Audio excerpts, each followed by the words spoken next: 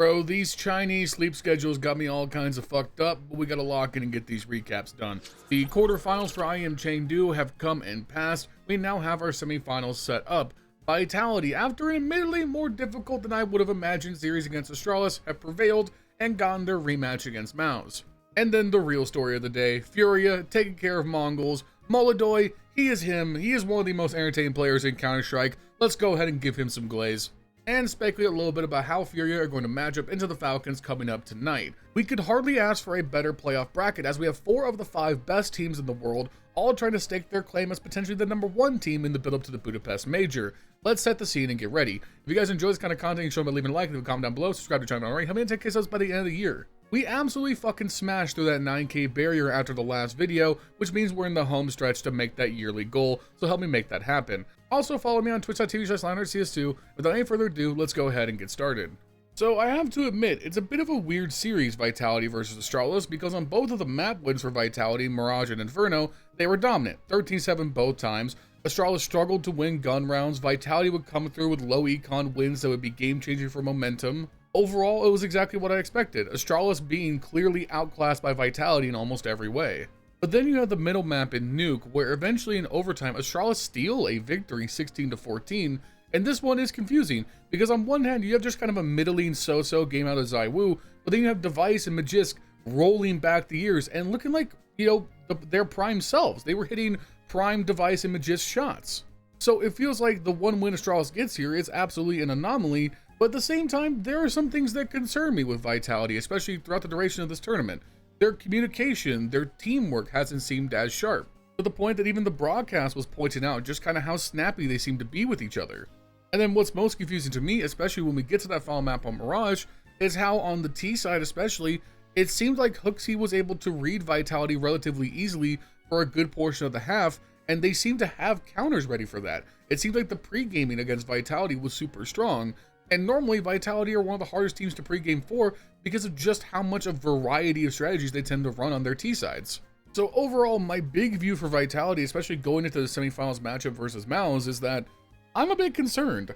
I think if this was the supremely confident Vitality that we were seeing, say, in the EPL Grand Finals, then I would consider this game to be heavily in Vitality's favor. But the way they played today in the quarterfinals, I think that leaves the door open, especially when you have to just reconcile with the fact that MOLODOY have already won this matchup once in this tournament. If MOLODOY go 2 for 2 against Vitality, that's definitely an achievement for them and something worth consideration. And the way Spinks is playing especially, I think that's on the cards. Zyro will need to step up. Vitality won't survive to the grand finals as Zyro remains quiet, and it'll be up to him and Flamesy to really define how Vitality play tonight. Anyway, circling back to Inferno, the big thing to point out is that Astralis only won a single full buy round in this entire game. This 13-7 scoreline is only a result of Astralis converting both pistol rounds on both halves. And the fact that Vitality could win this game 13-7 after losing the first 3 rounds of both halves is insane. But really, it comes down to just a difference in firepower. A lot of these round wins for Vitality were just them clicking heads harder. Hell, the first round they won in this game was them clawing back from a 3v5 deficit, and then Zyro just deleting his way into the B bomb site. Anyways, big picture at this point, you know, it's like getting to be like 11 o'clock at night. I'm in bed watching the game. The edible has hit a while ago. At this point, I fall asleep. You know, happens to the best of us. Wake up in the middle of Nuke, and suddenly we got ourselves a series. What's really interesting to me about watching this game back in specific is how much the first 2 halves mirror each other, where you have in the first half, Astralis wins the T-side pistol, they lose to the CT side force buy, but then win back with their own force buy on the third to take away that early game momentum. We switch sides, and then Vitality win the T-side pistol, Astralis wins the CT side force buy, but then concedes the very next round to Vitality's rebuy on the third to control the early game momentum. Now, after those back and forths in the second half, Astralis found themselves in a difficult position. They need to fend off this Vitality T side and keep this game competitive. It's a 10-7 scoreline. If you don't win this first gun round, the game is cooked. It's a shitty force buy the round after, and that guarantees that Vitality get a match point and probably just close out the series. It's going to start off in a pretty typical way with Vitality posturing outside control with the full smoke wall. They're going to try and get players down towards Secret, but Device from Heaven is going to catch the first pick of the round over the top of the smokes. We cut back to Rops on the lobby lurk, and he's going to sit around for a second, try and play some intel, and eventually he's going to jiggle Hut and catch Magisk behind the silos. With that pick, that's going to incentivize Vitality into the A split, Device, tucked in the back of CT spawn by the red box, is going to catch m0NESY, cutting things down to a 4v3. Then it's all eyes on Stair. On the rotate from ramp into heaven, he's going to pop up the ladder and hold for the squeaky push, and eventually navigate his way into a very nice triple kill to close out the round. Now, for the sake of efficiency, I just want to touch on the overtime a little bit here before we go to Mirage, and just point out, man, it was really fun seeing Device kind of roll back the years a little bit here and be so dominant in this overtime set. He single-handedly crushed Vitality's momentum on the T side 2 rounds in a row, and that put Astralis in a great place to achieve match point on their own first T round. And just, he has always been such a cerebral, high-intelligence player that he positions himself perfectly. He doesn't have to hit insane flicks, he'll oftentimes be already where the enemy is pushing, and then it's just a simple matter of hitting the players as they enter the crosshair. Like, shutting down a Vitality rush ramp is not an easy feat. I don't know, it just kind of boils down to one of those cool moments where you have Device, who was the star opper for the previous best team of all time, and here he is hitting, 2 very good clips into the current best team of all time with the current best opper in the world in Zyro. It's just interesting how those eras have lined up, even if Device is, currently past his prime. Anyways, talking briefly about Mirage, obviously Vitality go on to dominate this game. They win 13-7, yada yada. But there was a point, especially through the first half, where things looked significantly closer. It's a 6-6 first half, and the Vitality T side was not nearly as successful as you would have expected. The big thing obviously is that Vitality are just amazing at winning low econ situations. After losing the pistol, they force up purely Deagles and Tech 9s, and they win a push into B, where HooXi gets a triple kill before he dies. A HooXi triple kill, a HooXi GigaChad triple kill, and somehow Vitality converts the 2v5 thereafter with Apex and Rops going crazy with the Deagle and the Tech 9. That's insane. That's something that really only Vitality does to such a high level, and they're just arguably the best team ever at winning force buy scenarios.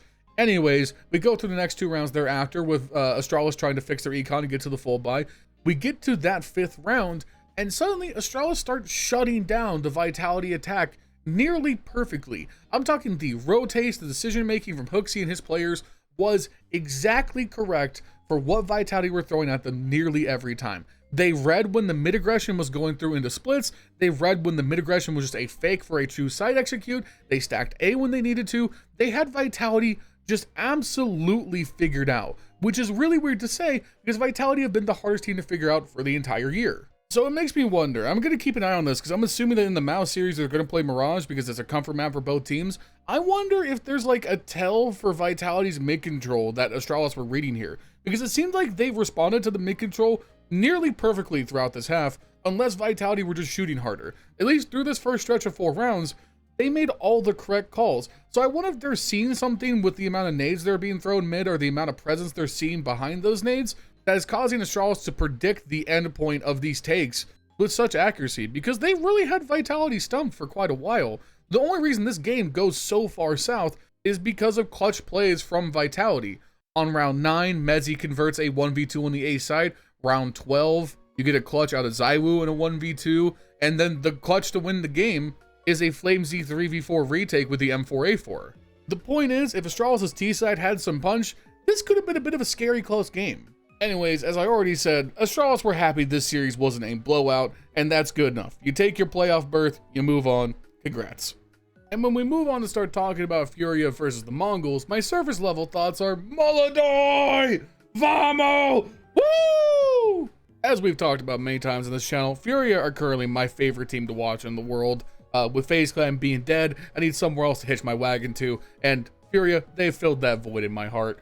MOLODOY, Yekindar, Serato, watching these guys play, it's just entertaining shit. Unfortunately, this series ended up being a layup for them, as the Mongolz were relatively uncompetitive for pretty much the entirety of this. And I think that really boils down to just a lack of firepower and a lack of stage experience for Controles. The Mongolz, as we covered in the group stage recap, they're in a terrible position. Would Senzu have made a difference? That's very likely. It certainly would have been a more competitive series in my humble opinion. At the end of the day, though, you have to make the best of what you got, and I think the Mongolz were coming in expecting to punt this tournament. Instead, like Astralis, they made a quarterfinals that many people didn't expect them to find. So I think you walk away happy with these results, and you see what you can do with Controles going forward with more time. It was 13-5 on Mirage, where Yekindar really shone on the CT side defense. Him and Serato would play a lot of very effective 2-man rounds, where Serato was playing towards window, Yekindar playing into connector, giving MOLODOY the freedom to rotate between the bomb sites as needed. The Mongolz simply didn't have the firepower to execute into these crossfires to really make anything happen. Techno was the only good player going for 16 and 12, but nobody else was even able to get into a positive rating behind him. While Mirage was an obvious blowout, I think Overpass only appears close on the service level. You look at a 13-10 scoreline and you're like, wow, the Mongols were right in it.